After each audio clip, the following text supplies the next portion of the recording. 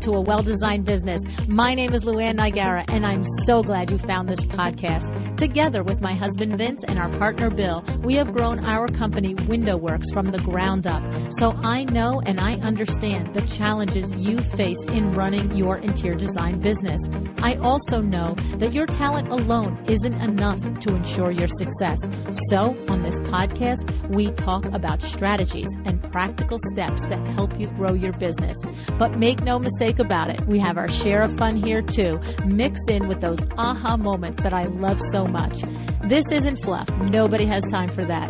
Whether you are a new interior designer or a seasoned designer, I am here to help you create and to manage the kind of interior design firm that you dream of. It's straight talk and it's action. Are you ready?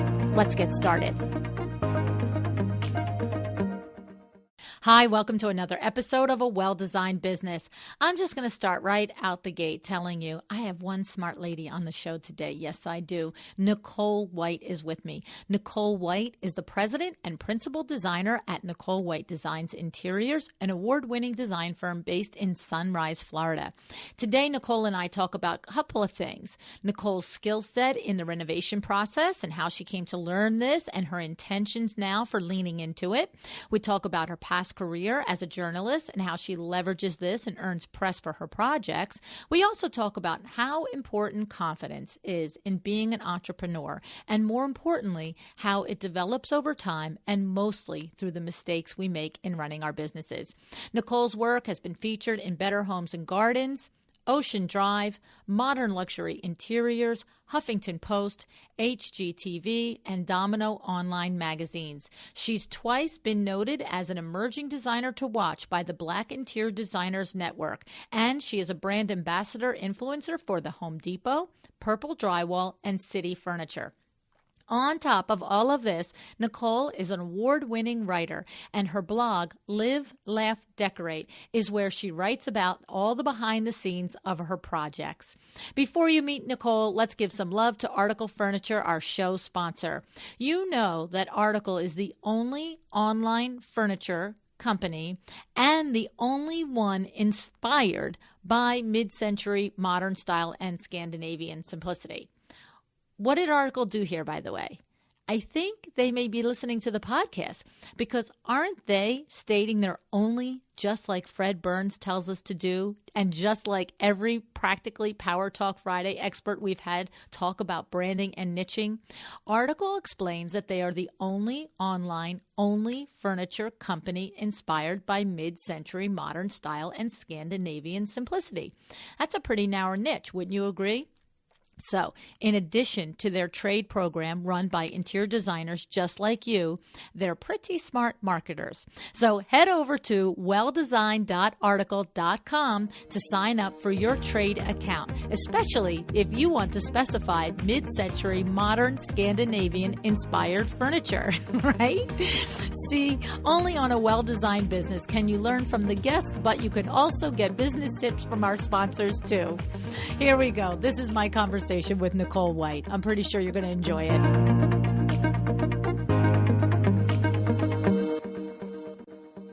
Hi, Nichole. Thanks so much for joining me on A Well-Designed Business today.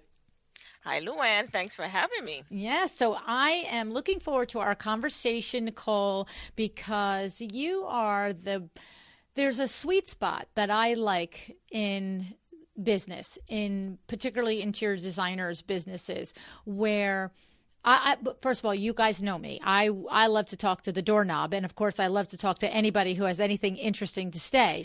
Okay. And so whether it's a baby designer or some of these iconic designers that I've had the fortune to speak to, Candace Olson and Barclay Butera and Corey Damon Jenkins, the like, right? But I love this sweet spot of a designer who is, like you are, 15 years in business, you're successful, you are running projects successfully, you are earning money yourself personally, and there's a level of success that comes with this and a perspective of what I always say about this level is you are successful enough to understand that you've had to persevere and maybe do things and push through things that you didn't think would work, but you are close enough to the beginning to remember how hard it is to do these things sometimes, right? Well said. Yes, ma'am. Right. Yeah, no, I know it. I know it to be true. I said, because see, for me, I'm so many years past it that I do remember it, but it's not that visceral memory. It's sort of like childbirth, like 10 years later, it's like, well, that wasn't so bad. That was all right. Right. Kind of hurt. I don't know. But, when you're at this sweet spot here, anywhere from 10 to 16, you're ready to hit the next spot, actually, in your career, right? We talked about a little off air. You're really headed for a particularly powerful revenue year for you, and you are ready to jump. It's not quite there, but you're ready to make that transition into another season of your business. So, but let's focus on this where you are now. At this point, Nicole, I understand from reading about you that you have a particular skill set in handling and managing renovations. And that is something that not only not every designer is interested in doing, but it is something that if you're interested in, I think it's a pretty bold statement to say that that's one of your superpowers. And you don't say it in that language, but I can see that you own that space. Would you talk to us a little bit about how that space started to become for you the place that you wanted to, direct your business to, I guess, for lack of a better way? So yes, Luann, a lot of designers don't like that space, don't like the sort of dirty, getting your hands dirty space. But sadly for me, I kind of love it. So, and just to give you some understanding, I'm not classically trained, so I got into design as a hobby, as a love affair. And then I worked with a contractor for a couple of years, and I had to get my hands dirty. So I literally know how to cut tile, how to install tiles, how to install baseboards, how to grout, how to paint. I had to learn all that. And from learning that, I realized I really loved that. So I loved creating the vision and then executing the vision, so much so that I decided to zero in on that when I realized that a lot of clients called me specifically because I did both. And I did both without any complaints. Like, I loved it. I mean, It's not the easiest thing in the world ever. Trust me, I drink a lot of wine because of it. But I literally, over the years, I've had people say, why do you go to these job sites so much? Why are you so hands-on? Step back. It's because I love it.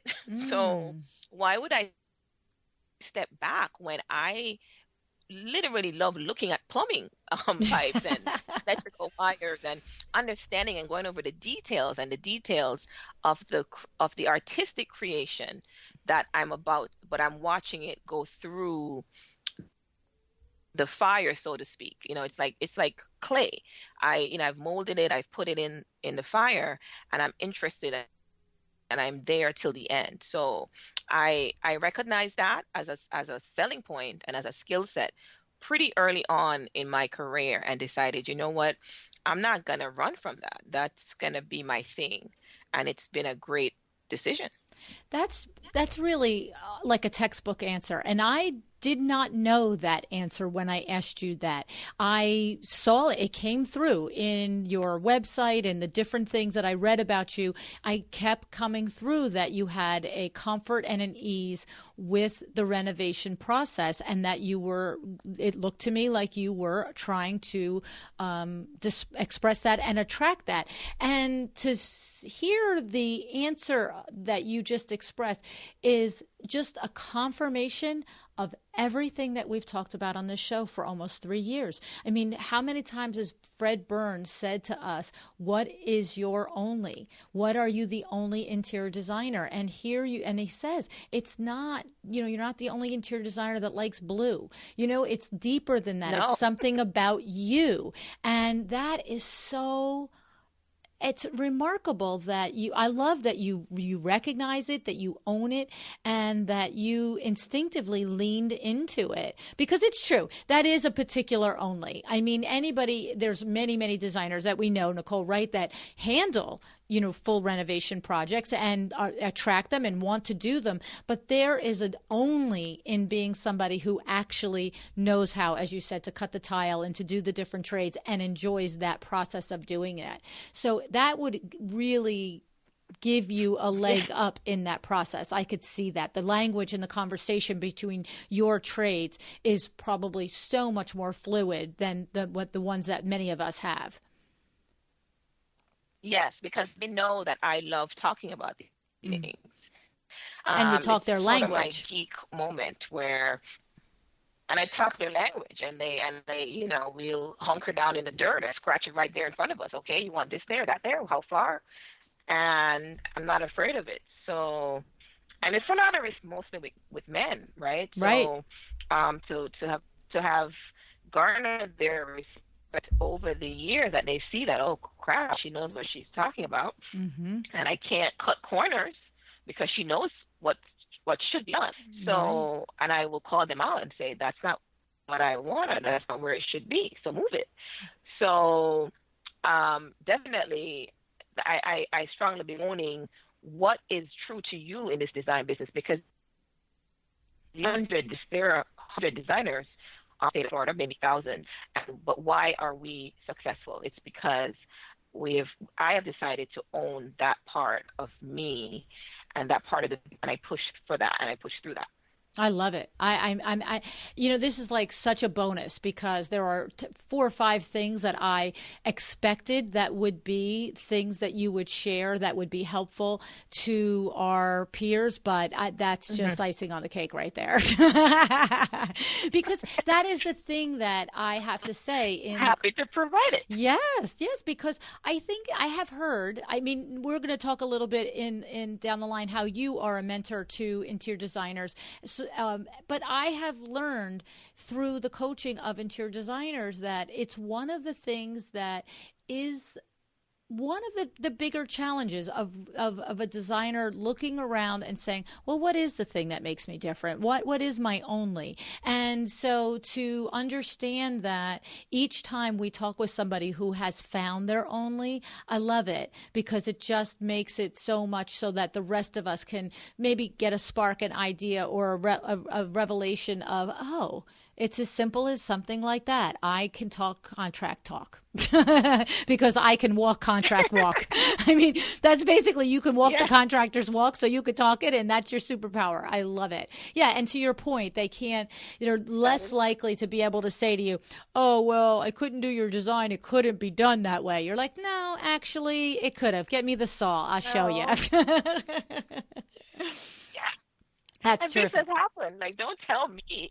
Never tell me it cannot be done.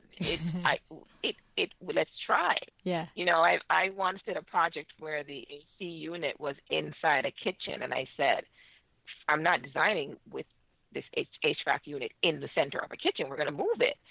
And one of the guys was like, you can? I said, oh, yes, I will.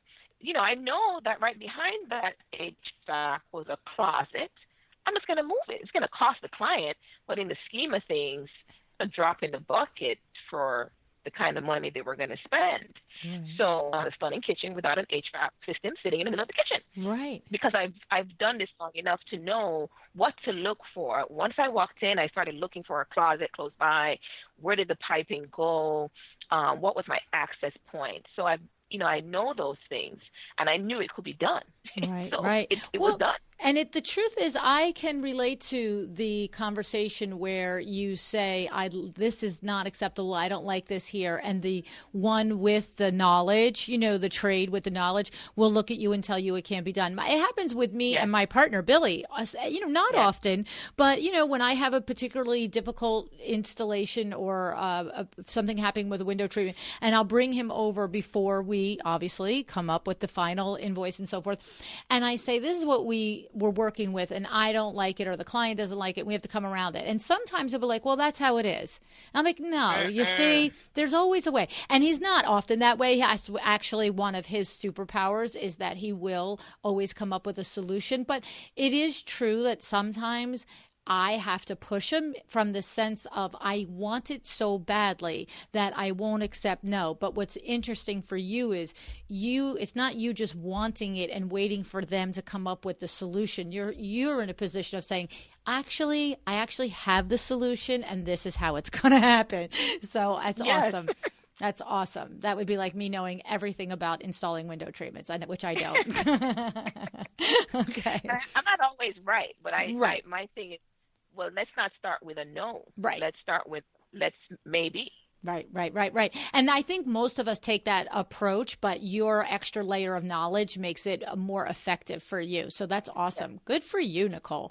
And so over the years, you have cultivated and probably garnered more and more information, and you've expressed this to your clients. And so now there's this great comfort in knowing that you're leading a project. And so you had said to me that you have been basically performing as the pseudo GC, but you're getting ready to do your certification to actually have this as another skill set that's official, correct? One of the things I've been talking about over the years is just getting my GC license. And so this year I've decided that that's something I definitely need to pursue. So I'm leaving a lot of money on the table, and I'm basically, having guys handle part of the job that I know so much about already. So I think it's just one of the better things I can do for my business, and to just go into the jobs already licensed with that. So we'll see. Fingers crossed that I can, do well on this exam. And get this done. So yeah, I'm excited about that. It's going to be some studying, but why not? It's what I love, that part of the business. So to me, it just makes sense. I agree with you. And tell me about how intense is it to do that? Is it, a night course? Is it an online course? Does anybody go to night courses anymore? Did I just say that? Like, what century is it? I don't think it's a night course, but I've literally just started poking around for the process. But I understand it's an open book test. It's just that you have to know where where to find the codes and so you don't have to know all the codes and all the statutes in Florida. It's just that you need to know where to go find it quickly, should something come up. So we'll see. I'll keep you posted on that. Yes, that's so exciting. Good for you. And Thanks. So then what will happen is what will you do? Will you layer from a business standpoint? There'll be one fee or however it's worked out, but there'll be one line item fee that represents the GC portion of the Correct. Project, right? And then there's a separate layer as the designer portion of the project. Correct. So I think, we have to hire GCs a lot for projects. So I'm pretty sure clients are just going to prefer, well, perfect. It's in your line item. We don't have to go talk to some other guy on occasion. So. Exactly. And also the accountability is there. So it makes the stakes higher for you. But that is the whole point in business. When the stakes get higher, you charge more money. And you come prepared, and hopefully you make it work, right? Exactly. Okay. I love it. That's awesome. Good for you. Congratulations. Thank you. Yeah. So now, going to your services, Nicole, I see that you start everybody with a design questionnaire, and then you have offer a 2-hour consult, a full service, obviously the new construction design service, virtual design.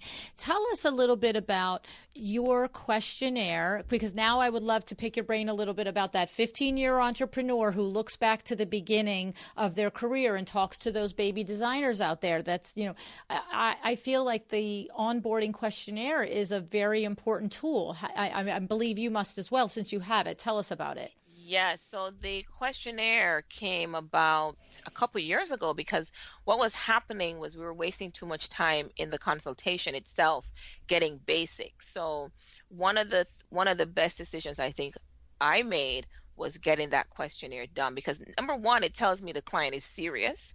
You take the time to complete it, because we cannot meet with you unless you've completed it. And in that questionnaire, we get into the some of the design questions, etc. But it's where I start getting into the client's head. What do you like? what hotel or what has inspired you to want to take on a design project with a designer, not yourself. But most importantly on this questionnaire is, what is the budget? And I cannot tell you how many times potential clients stumble over that. They do not know what to say. And so, or they don't want to tell you, but it is a must for me. So that questionnaire has been a game changer for me, because if I get a questionnaire completed that says the budget is unrealistic, we cannot meet. There is no point. So we have that conversation up front. I'll call the potential client and say, hey, was this a typo? Because you've listed here that you want your bathroom renovated for $5,000, and that may sound, like a lot of money when you watch TV, but in reality, you cannot hire a design firm where there are design fees at the jump, plus materials and labor. It's just not going to happen. And 9 times out of 10, they'll tell you, no, I just made that number up. I really have 50,000. And you're like, oh, okay, well, let's have a meeting. But well, because nobody wants to anchor the price. They feel like if they tell you 15, you'll spend 15. So they're like, well, let me go. And some people are unrealistic and actually just have no clue. But other people are not wanting to anchor a price. I hear that. Not. The number one thing we see is they don't want to anchor the price. Right. They think you're going to max out your fees based on their price. Right. I have no time for that. I just need to live in reality with you and let you know, listen, I do this all day long. In my sleep, I can calculate a bathroom rental cost. It is not going to be 5,000 if I'm involved. So I don't want to waste your time. I don't want you to waste your consult fee with me if we're not going to be real, and understand that I'm never going to be the firm who's going to take your money and run. And that's a big problem in South Florida. A lot of people take money and run here. So I have been doing this for too long with a great reputation. I've done projects for clients who I've never met. They've just wired me money and it's gotten done because they don't live here.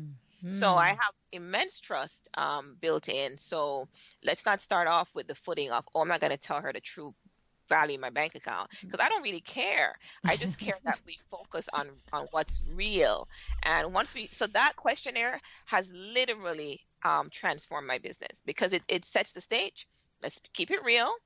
And we're going to move ahead very successfully if we're all truthful. And I don't want to meet you to take your money in the consult. It doesn't make sense for me and my time. So I want to save you that consult money or I've said to clients, call me back in a year when you've saved some more money. And that's happened. And that's fine. But let's work in reality and do successful projects that way. I'm torn between continuing asking my questions or just literally telling you how much I'm loving not only Nicole, your tell it like it is attitude, but your Jamaican accent. And I swear to God, the combination of the two is all I can see and think is Veronica Solomon. She is exactly the same way. This is how it is. If you don't get it, I don't care. Well, Veronica and I are Jamaican in spirit and in reality. So I don't know if maybe it's just how we were raised there. We all had hard lives growing up in Jamaica. Things were very sparing. So I don't have time to waste. I'm not here to rip you off. I'm just here but I'm not here to run a charity. And a lot of us designers started out in business running charities. If you look back on it. Yes. No, it's true. I just love it. I just, not only is the accent, but the frame of mind, the outlook, everything is just reminding me of Veronica, and I'm loving it. So, okay. So now I want to go back to your budget question. So here's the thing. What I'm hearing in there is that when you say $5,000 is not realistic for a budget if you have a designer involved. So part of that conversation might be, because I want to break it down for a newbie, right, who's listening and saying, well, what happens when their budget's unrealistic? And what I'm hearing in between the lines is that you might be expressing something that sounds like, of course, if you want to go in and out of Home Depot yourself 15,000 times, you probably can execute and do this bathroom for $5,000. But if you right. So if sometimes a potential client sometimes they are playing a game and not wanting to reveal their total budget allowance because they're afraid that they're going to get ripped off. Other times, maybe their brother just did a bathroom for $5,000 and it looks great, but they underestimated that the brother was knowledgeable and did it all himself, and they're not accounting for the design fees that go with it. Correct. And so I tell my clients like this, listen, you could do it for $5,000, right? But you're going to spend so many hours running to Home Depot 100,000 times a day, just going online, looking for the perfect faucet 100 times. If you paid yourself by the hour and figured out how many hours you spent doing on that, doing that, all that groundwork, you would have overpaid any designer you called. Bottom line. Right. You can't. And let me tell you, every client in this world would pay themselves by the hour a lot more than they pay a designer. Hands down. Right.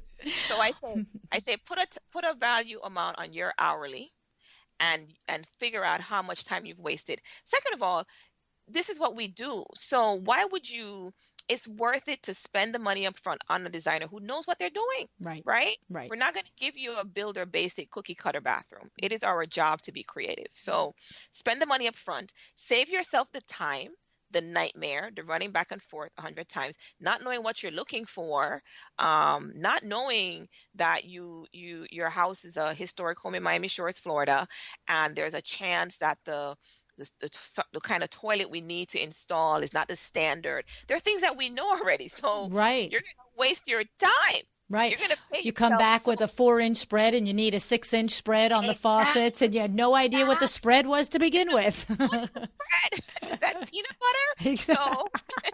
So that is the thing. So we love it. And I knock my head all the time trying to figure out how to educate the general consumer more, because it's not real what they watch on TV, right? Right. They don't see the true cost. They're not paying designer fees, contractor fees on these shows. So I try on my social media channels, and I want to do more of that this year, is to say, hey, ask me some real questions here, because you will never lose if you hire a designer. Never. Right. Never. Right. You're going to get a wow project. You're going to save yourself a lot of time and a lot of headache, and it's going to be stunning. And you could be at work or on vacation relaxing while I'm running around doing all the work. This is awesome. And everything that you're actually, the words that you're saying are powerful words and they have truth in it. But the other thing that I want to point out to a newbie baby designer is to hear your confidence in this. You fully understand and embody the fact that you know that the client is better off if they hire you. You're not wondering, you're not, maybe you will be, maybe you won't be, but I think I will be. You're like, look, I'm going to do it better than you can do it. I'm going to do it more efficiently, more cost effectively, and you're going to love it. So go do what you do for a living. Leave me to do what I do for a living. Right? Exactly. And Luann, obviously that comes with time and experience, right. Exactly. and a lot of knowledge. It's been 15 years. So the confidence I have now, trust me, I did not have this 10 years ago. And I try to tell, designers who I mentor, like, pace yourself. Do not try to be where a more experienced designer is, and be very candid with your clients. They know who you are. The clients now do a lot of research before they call you. So they know when they're hiring a designer who is new to the scene or someone with more experience, but own who you are. So when I was a reporter in my other life, one of the best advice I got was, listen, never be afraid to say, I'm not sure, I don't understand something. To explain it to me in a 4-year-old term. Mm-hmm. So let your clients know who you are. Listen, I'm not the most experienced designer, but I have the talent, and I may charge you a little less, but you're going to get, a better design space. For me, though, I walk with a lot more strength and confidence now, because I've done it for so long, and I don't have time to beat around the bush about it. You see my work, you know who I am. I'm going to save you a lot of money, and your house is going to look fabulous. Hire me or don't. Right. Move on. Move next out of the lane if you don't want it. That's it. I love it. I love it. And I do appreciate, and that's why I started the show by saying I love this level of business person because you have come to a point where you absolutely know yourself and know your value and know your worth, but it's not that you cannot recall and empathize when it wasn't No. that way, right? At all. It's still fresh. I listen, it's still so fresh to me when it was not. Right. It's so fresh to me how much money I left on the table, how many hours I would spend with clients not charging because I thought I had to do that to get the job, right? Right. So I am still, 15 years in, but I'm so still close to the memory of, not knowing how I'm going to pay my bills. Mm-hmm. So I try to coach and talk to younger designers now, like, listen, don't be fooled by what you see me doing now, Right. or, all the press and all that stuff. It's been a long journey and a humbling journey, but I will never be too far removed for me to where I came from. But with that knowledge is this, but I am here now, and I'm not here to play games. So I'm a mother now. I need to spend time with my kid. So I don't have time to give a client 4 hours of my free time. And I don't expect to hear from those kind of clients at this stage. Right. Well, and that is part of what usually happens. There is often not only the combination of your own growth as a business person that starts to create that ability to just push back and say, no, not for free this time, sweetie, right? Right. So there's that's part of that element, that growing up and really standing in your experience and understanding that you do have value. But the other thing that comes with it is a lot of times it does come from a combination of your actual needs. So you mentioned your son. I saw on Instagram today, he's in first grade. You've been in business before he was on the planet. So Yes. that's a complete different need. You not only have a need now to support your son, but you have a Yes. need now to spend time with him. So now it becomes, why would I stand here and give you 4 more hours of free time putzing with something that I picked for you 4 hours ago, or go watch my son play soccer? Like, this is a dumb thing in my head right now, right? Exactly. That's it. You listen, with anything in life, there's growth and there's recognition of what's important to you. And so what's important to me now is, obviously, they grow so fast. My being in first grade already, that's blew my mind. And I spent the morning crying when I dropped him off because Aw. he didn't even look back. He was out the car, and I'm blowing the horn like, "Hey, look at me!" And he was gone. Like, bye, lady, it's a wrap. See you, Ma. See ya, Ma. 3:30. Don't come early. I'll be good. So because of him, because of my son, and where I am in my career right now, I have made deliberate changes. I no longer take phone calls after 6. I don't respond to emails. I don't do certain things because I have had to restructure my life to be a mom who is present, because he's my only child, and that's all I have planned. And so I want to enjoy it and not ever wonder what if. Right. What if I hadn't done that job or had that client drive me bananas? I want to know that I have a memory, or many, many memories with Xavier. So I have deliberately set up boundaries now. I just won't respond until the next morning to your Right. text. And I've set up my emails to say my work hours are as such. And I need 48 hours to respond to emails. I've given myself that time because in this age that everyone expects an immediate call back, an immediate text, an immediate email, and it's very clear in my sign off how I work. And I've done that to give myself time with Xavier. Good for you. Good for you. And so we do have compassion for when it's harder in the beginning. And the thing is, what I heard in there too was that you were describing how it's what's important to you now at this season of your life. And there is acknowledgement that there is a certain level of importance isn't quite the right word I'm looking for, but justification maybe is the word, where in the beginning, when you are newer, you are likely to do more things for free than you will Yes. in 5 years. And you are likely to make concessions that you won't make in 5 years. But that's, without being taken advantage of, that's sort of okay too, right? You have some level of expecting that curve there.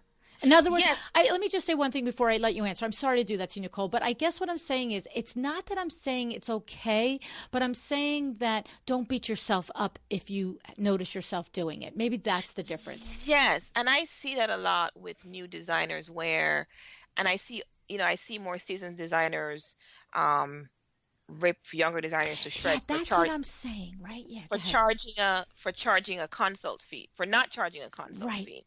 And listen, I can't remember.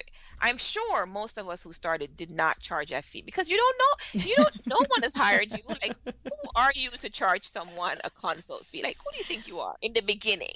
So I always shudder when I see, those of us like knocking the younger ones for Right. doing, because give them a minute, give them Yeah, a six right. months, give them a year to get their confidence where they could walk into a meeting saying, hey, Right. I need $75 minimum, whatever it is. I must be compensated for something, the gas, my time, quickly, and my knowledge. When you're just starting, you don't really have that much knowledge. Right, So right. I agree. That's what I'm trying to express. I'm the first one that wants every single person to make every dollar they're entitled to yes, make. That I yes, believe that. But the way you expressed it, sometimes when a more seasoned designer will rip a new designer, that's the part that I have a problem with. To me, when I'm working with a designer that is struggling with to charge their value, I'm never feeling like you're less than because you're not. I'm always just trying to express, see where you are worthwhile, whatever that little yes, bit is. Just find something that you can hang on to, because even if it's you can't find why you're worthwhile as a designer yet, maybe it is that I have a little child, and if I'm not going to spend time with that child, then it must be because I'm making money. If I'm going to lose those hours with my people, then I have to be paid for them. And if that's the exactly. only thing that you can hang on to that gives you the oomph to charge, then I'm okay with that. If we're in our first year, 2 years in business, okay, whatever it takes. Because what I know is, and you tell me if you agree, Nicole, the more you do stand and charge for your hours and your fees, whatever the motivation is, whether it's because you need to pay the bills, whether it's because you want to spend time with your children, your husband, your wife, or it's because you're just slowly becoming more confident, whatever the reason is, the more you do it, the more you're like, that wasn't so hard. Let me try that again, right? Exactly, Yeah. exactly. You have got to know your why and hold on to that. So yes, if it's okay, if you're set up, listen, if your spouse or partner is well off and you don't need to charge at first year, you just want to be out there getting the experience, then that's on you. Right. That's That's fine. a conscious decision. You are It's a conscious deciding to do decision it as opposed that you to can I'm afraid. afford to. Right. Yes, yes, yes, yes. So I say, for to be kinder in our business to those who Mm. are struggling with that and understand then their confidence level may not be there yet. They want to charge, but they don't feel like they bring enough to the table yet. So give us, all of us started off there. I think I know I did. Yes. When I started, I probably charged $2 for a consultation, if that, right? So, but obviously that's not the case anymore. But just I just want us to be kinder to I each agree. other. 110% Yeah. agree, Nicole. Thank you for expressing all that. I really love that, because I think that's a big thing. It's one thing for us to be on the show every week and say, hey, it's easy, do this. But I always like that little layer of, I remember when it wasn't so easy. And so that's Yes. why I started by saying it's my sweet spot with an entrepreneur. You've understood how to do it. You're confident in doing it, but you remember that it isn't that easy, and you have compassion. I love it. Thank you. The other thing that I wanted to talk to you about, so now you teased out that you were a journalist in your first career, and I saw on your website you have press upon press upon press. So good for you. Obviously, you're talented. There's no question, but there's a lot of talented designers that don't have this much press. So there's a little window there to maybe how that happened. But talk to us a little bit about one of the things that I was mostly wanting to learn and understand understand, Nicole, is you had certain publications there. Look, when you are named as voted the top 25 by South Florida Luxury Guide, that's just awesome. That's an accolade, and that's a recognition of your skill set. And congratulations to you. And you were also, by the way, as I'll mention, voted in 2016 and 17 as the top 10 emerging designers to watch in the Black Interior Design Network. So you are clearly talented, okay? And congrats. But when I see things like the Tile Bar Designer of the Month or whatever it was and the Sherwin-Williams feature, my brain goes to, is that something that you simply have to raise your hand for and pitch to be included? Or is that something that because these other accolades are coming, now they're noticing you and they're inviting you? Great question. So interestingly, yes, I am a journalist by training. And so I have not had to listen in the beginning to build the press, and you must build the press. There are a lot of designers starting out who will say, well, how come I can't get featured? Did you ask? Did you reach out to a publication? So as a former journalist, I understand publications and how they work. I understand that you need to, if you're pitching, if I do renovations, I use a lot of tiles, I'm going to be pitching to publications and trade magazine stuff who that's their niche, right? So I'm not going to be a window treatment expert and pitch to Tile Bar per se. Makes no sense. So you must pitch to the right audience, and don't be afraid to start off. All of us cannot get into Architectural Digest and all these mainstream publications right away. Right. So grow your press, and so I strategically went after the online publications in the beginning, and local is your best. Your clients are local, right? Right, exactly, right. You don't need to be in Better Homes and Gardens off the jump. Obviously, it's a great thing for it to happen, but start local, get in your local paper, however many there are, because your clients are going to see you there. So I was a journalist for the Miami Herald. I ended up doing a blog thing for them for months. So that's how I just grew it that way. But I have never really we would scout around in the beginning when I had more time and pitch to apartment therapy all the time and House when House first started. And I know there's a lot going on with House right now, but I want to move on from that quickly. But listen, I used to write for House because I understand design and writing. So start with the smaller niche publications, and that's when the bigger ones, listen, all PR people and marketing folks, they're all looking in the same pool. So your name and your business will start moving up in the algorithms for them when there's multiples. So you have to be in smaller things to get the movement to bigger things. And a lot of folks don't understand that. They just sit back and say, I've had designers who've never even applied or pitched a magazine, then email me and say, how did you do that? Well, I called or I emailed, I've talked to, and I am a big supporter of relationships. I build relationships, and I've learned that as a skill from being a journalist. My job was to get people to talk to me and trust me. So I know that relationships matter. Tile Bar, that feature came about because I order a lot of tile, and I'm always in touch with the Tile Bar folks.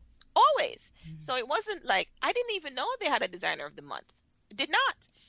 But I talked to them so much, and I tagged them and they tagged me, and I did a project and I released it on a Sunday, and in 5 minutes I got an email. Hey, gotta have you as the designer of the month. This is stunning. So it's because I'm always in their face. Right. So I don't have to just pitch per se. Same thing for Sherwin-Williams. I use a lot of Sherwin-Williams paint. That's my go-to brand. So I tag them all the time. So guess what happens? They're writing a feature. Oh, Nicole always tags us and always uses us. Let's feature her. So you have to tag, you have to do your homework. You cannot sit back and be jealous. And I see a lot of that. I see a lot of how did this happen for her? How did this happen for him? Well, they have paid their dues, number one. Number two, they don't sit back and wait for press. Sometimes you get lucky. I've gotten a lot of press that just came to me, but I'm also savvy and I'm a writer, so I know how to reach out to publications and keep in touch with writers. Every writer that has ever written about me, I'm still in touch with and checking in on them. Hey, how's it going? What are you up to? It's a relationship building. So don't just, you get featured today and that's it. Stay in touch. I'm still in touch with Better Homes and Garden editor who has moved on from Better Homes and Gardens, right? She's in another publication, but you never know. Well, and that's the truth. I mean, we understand from many of the conversations we've had on the podcast with Amy Fleury and Ashley Hotham Cox and a lot of the different people that Ren Miller that have been on and that are in this industry, and even Jane Dagny. One of the things that each one of them has mentioned is this is an industry, this editorial press industry, where they do often move around. So if you have cultivated a nice relationship, as you describe, with a particular writer or editor at one publication, if they move to the next one, well, they could start all over with you again. They know you're reliable, right? They know you're reliable and that you're going to come through for them. And that's what they have expressed is important. So interestingly, I have to say that often it is that we don't think about it from the other person's point of view. And so when I think about, I could easily hear somebody be, however the tables, move and groove so that you get featured in whatever press it might be, whether it's a regional, it's a digital, if it's a local, whatever it might be.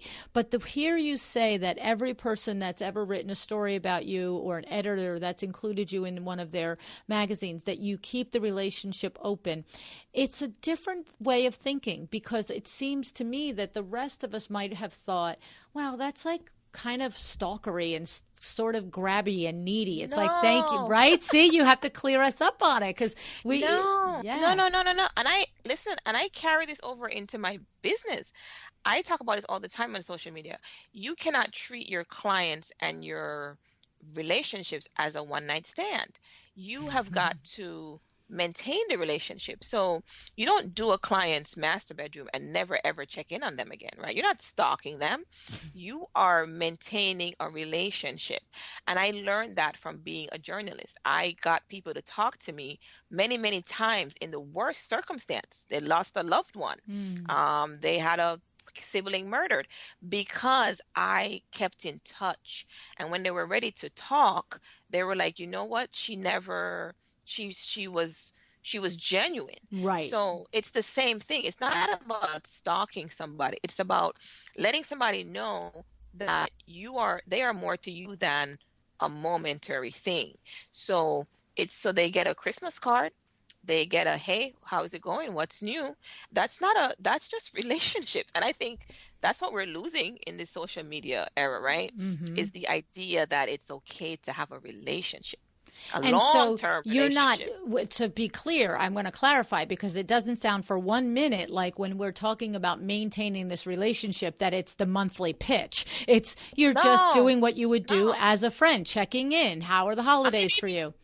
I'm not even pitching. Right. You're just doing friendship. You're just doing human kindness. Saying, what's new? I saw your kid is in first grade. Okay. Exactly. Yeah, it's not pitching. I don't spend a lot. Listen, pitching for me at this stage will be another assistant. It's a full-time job. Right. Pitching. And I actually considered getting a publicist this year, because I'm trying to move to another level now, and there's a lot I'm not pitching, which is a problem, but I have to make money. So it is a whole nother, like at your level where you're going to next. Yes, it's a job. Yes. And so I am figuring that out for the rest of the year, what to do about that, because we've done so many great projects this year and I have not pitched a single one outside of my social media channels, and that's a problem. Right. So I have got to hunker down with that, because you have to stay relevant and get your stuff featured, but it's not what I do this for. Right, right, right, right, right. I just love your straightforward, practical, down to earth approach on it. You speak my language, babe.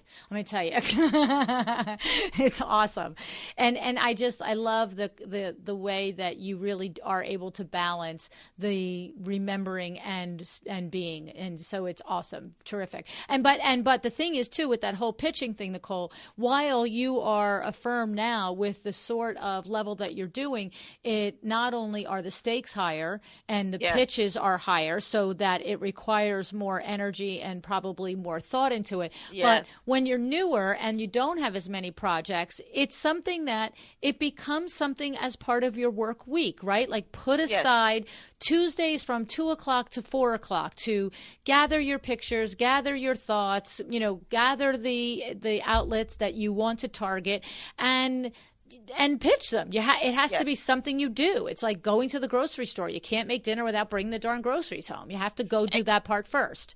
Listen, you have to. And as I said, when I started, I had that time. I had more time on my hands, and I would do that. I would Right. literally set aside a certain day and a certain amount of time and target which publications I loved and wanted to be in and reach out to them. So you have to, and you also have to, and if you want to get awards, you have to enter the award. I can't tell you how many times people would say to me, but who did you know over there where you got that award? I knew no one. Right. I entered the contest. Right. It's Very the simple. truth. It's the truth. And because, it's a lot of work to enter the contest. It's a pain in the neck to enter a lot of contests, not to enter many of them, but a lot of them are a pain to enter. It's the gathering the information and it's the fee and it just doesn't happen on a whim. It's something else again that you have to intentionally decide which are the ones that are worthwhile for me to go after, which are the ones that I feel like I have an opportunity to excel and possibly earn the recognition. But it's a cool thing when it does, because then it's all more social press and social Yes. credibility that you are who you say you are. Yes, and that's a great point, Luann. Do not chase every award. My God, you'd be Right. exhausted, right? You're Right. not here to No. walk the award season plank. Just be deliberate though, and say, you know what? I do a lot of, I don't know, bedrooms. Well, go after publications and companies and brands who that's their thing. Right. So you need to build your firm to your strength and get awarded for those things. Don't try to be, I see this a lot, don't try to be everywhere and do everything. It's not possible. Right. It's just know yourself, where you want to go and what you want to target, and go after that. Oh my God. Like you're just dropping it here, lady. You're just dropping the wisdom. I love it. Keep it real. Oh, that's awesome. So tell me, before I let you go, you have truly given us a lot of encouragement for younger designers. You have shared a lot of the things that you have now learned to be true and look back and have experienced and can fully own. Are there things at this stage where you're looking ahead to the next level for you that you wonder, like maybe it goes through your mind, this is a little hard for me right now, or this is a little tricky, this next thing I'm going to do? Are there things that you could identify, Nicole, that you think maybe in 3 or 4 or 5 years I'm going to look back and realize that I have this locked down now, but you're struggling with it now, this next growth level? Yeah, I think, we all do. If we don't, then we're not really stretching, right? So Right. for me, right now, it's I definitely want to have more, I want to do more influencer deals and more branded deals, because my focus is to diversify my income, and I think that's very important for designers. So I want to make sure I'm not relying only on fees and etc. That I have contracts with certain firms. So I am focused on that more so than I was in the past. And I did well with that last year, and I saw that there is a huge market there for, I'm also a blogger, and that's not everyone doesn't blog. Right. So when these firms see that, oh, she designs and she's a good writer, and I not only am I a writer, but I'm a trained writer, so they're not, my copy is going to them very clean. So that's been a huge thing for a lot of firms out there to say, hey, let's go to her, because we're not going to get a bunch of grammatically challenged sentences. So, yeah, I want to have more branding deals. So that is something I hope when we talk in 4 years, you will say, "Oh my God, I saw you as the face of, whoever brand that is." Hmm. So that's definitely something I want to do more. And I want to do more public speaking, um, and be on the circuit as an experienced designer who's paid her dues, and who and ultimately, publish a design life book. My journey has not been, you know, the normal process. So I think there's a lot to share there for this generation, that, we're not all most of us aren't doing what we went to school to do. Mm. And then the generation behind us, college may not be what they do. So I want to own that more and talk about that more, and just talk about the sort of life I've designed for myself. And so, yeah, a book, more branding deals, and more time traveling. That's my goal. That's my goal. Well, I have to tell you that not only I am impressed by the fact. How do I want to say this? What I want to say to you is that what I love, as much as I love your goals, that's what I want to say. As much as I love the 4 goals that you stated, I love that you have clarity on what they are. You see, I didn't ask you that question ahead of time. You didn't know that I was going to come out with that question. And when you were asked, you had 4 things. And here's what the other thing I love, Nicole, is that when you said that you want to look more to be an influencer, that you want to look more to have some branding deals, you said right away the reason was because you want to focus on diversifying your income. You know why you want to do it. It's not this fleeting. And I think it would be really great to be a brand ambassador. You have an exact reason for why you want to do it. And that is as important as having the goal, is to understand the motivation for that goal and how that goal, reflects back and is part of the whole pie that becomes your life. And so I'm so impressed, Nicole. I'm so impressed. Thank you. I thank you for that. And I think it's important for anyone in any career to state the goal, Mm-hmm. to be clear, and spend some time figuring out what is it that you want to do, so that you're not just tossing 20 things up in the air and hoping 2 of them land properly. Right. So that's been and that comes with growth. That's not been, I haven't always been that way. Well, no, that's the truth. That is the whole thing. It is the process. It's funny, we talked about how I saw your son on Instagram today. Also on Instagram today, a designer that I know here in New Jersey, she tagged me in a post, and she was saying, this hasn't been a great week. And she said, it's been a hard week, lessons learned, mistakes made. And, and she just, why did she tag me? I should just say, she tagged me because I guess the podcast that she was listening to, that particular moment, I said, if you're not going to make a mistake today, stay in bed. Like, mistakes are part of it. Like, that's my thing. I say all the time, right? So she was like, and at Luann Nigara for helping me to realize that mistakes are part of it.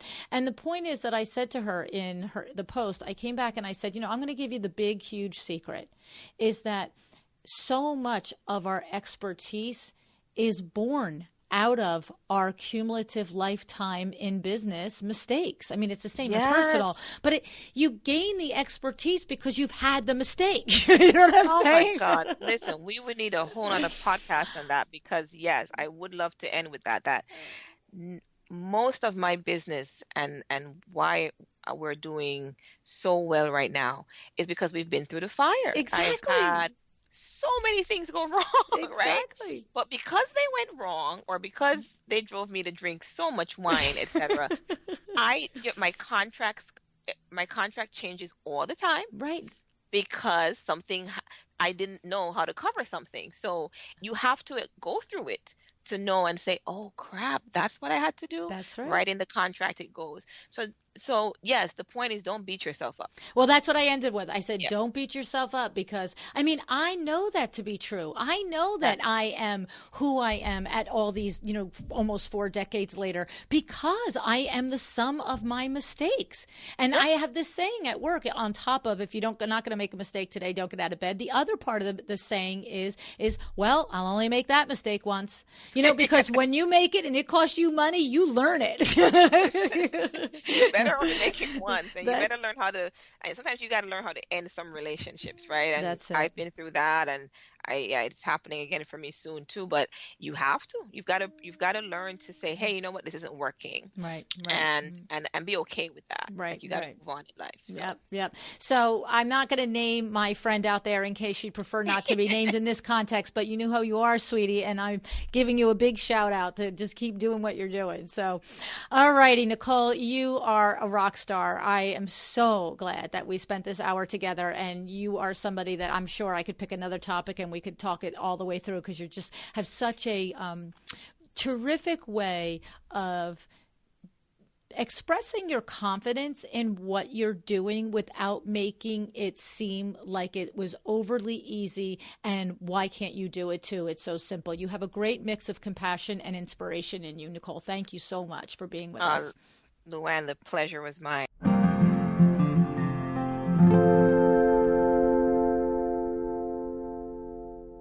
Alrighty, now before I share my thoughts about Nicole's wisdom overload here, a reminder, we are a week out from Chicago Design Week. Please join me at the Kravitz Showroom on Wednesday morning for a live conversation with David Phoenix, okay? He was just on the show in the last week or two.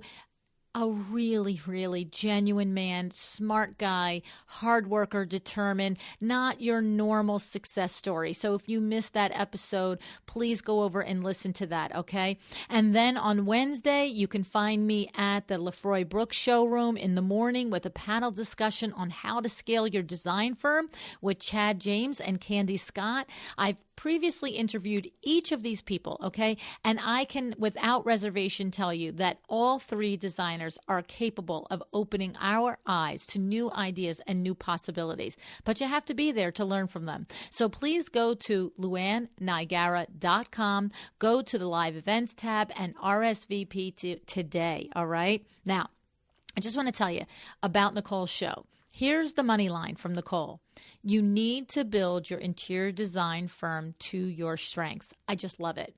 Nicole is yet another self-taught designer who has a passion and skill for construction, and she leads with that in her marketing and in her conversations with her clients. She has taken something that she loves and turned it into a driver for her business and her firm.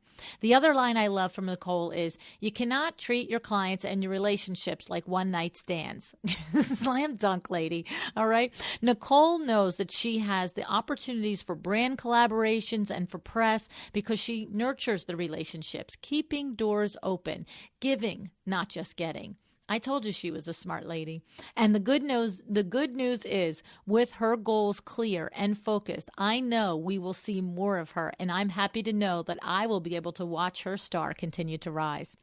Now, lastly, High Point Market. Are you in? Are you coming to Power Talk Friday tour with me? Saturday, October 13th. I've got Claire Jefford with me, Michelle Williams, and Stacy Brown Randall. We're not quite sold out. Keep in mind, this event is very intentionally capped at under 15 designers. And in Las Vegas, we had only 8. So it was really, really, really actionable. All right. This is a one-day in-person live coaching event specifically designed for the small group so that you can leave with solid info on your next step in business. All right. So this is, look, there is always a place for the bigger conversations, the bigger gatherings, 50, 60, 100 people where you come, you get inspired, you take notes. But this is not that. This is a different thing. This is 8, 10, 12, possibly 15 of you that when you leave, I'm telling you, you know what you're doing in your business, not I have ideas and how do I apply them to my business. That's important. I love that too. I really do love doing that. I just came back from a conference in Philadelphia where we were there at a conference learning, at a CEO management conference, and it was awesome. But it wasn't, hey, Lou, Vin, let's take the exact examples of your business and take what we've just taught you and put it into a plan before you leave. It was, let us inspire you, let us give you examples, and then you two go home and do the work on making some changes in your business. So this Power Talk Friday, every time I do a Power Talk Friday tour, know that it is intended to be small and intimate so that you actually leave what you are going to do in your business. All right? This event is sponsored by Revelwoods and Bijou Wall Coverings. And the end of the day, we have a very special private dinner with each of the attendees, my team, the sponsors, okay, and the sponsors. It's truly special. We had an awesome time in Las Vegas. If you are on the fence and you are wondering, I wonder if I could talk to somebody that went to the one in Las Vegas, will you just let me know and I'll put you in touch with them, okay? All righty. I know that you're going to get value from it. I absolutely promise it. So, how will you be excellent today? What will you decide to do? Did you have an aha moment from Nicole that you can implement? Or will you finally decide it's time to invest in your business and join me and my Power Talk Friday experts in High Point? Your choice. You have the ability to act or just keep logging ideas for someday. Okay? How will you decide today to be excellent? Thank you so much for joining me again today. This podcast is a production of WindowWorks, your resource for custom window treatments and awnings. To learn how we can help you on your next interior design project, go to www.windowworks-nj.com. And if you're interested in working with me on your business, either through masterminds or one-on-one coaching, or you want to know how to get my book, The Making of a Well-Designed Business, or you just want to know what's going on in the podcast land and where I'm going to be, all of that is found at luannigara.com. Thank you so much. Have an excellent day.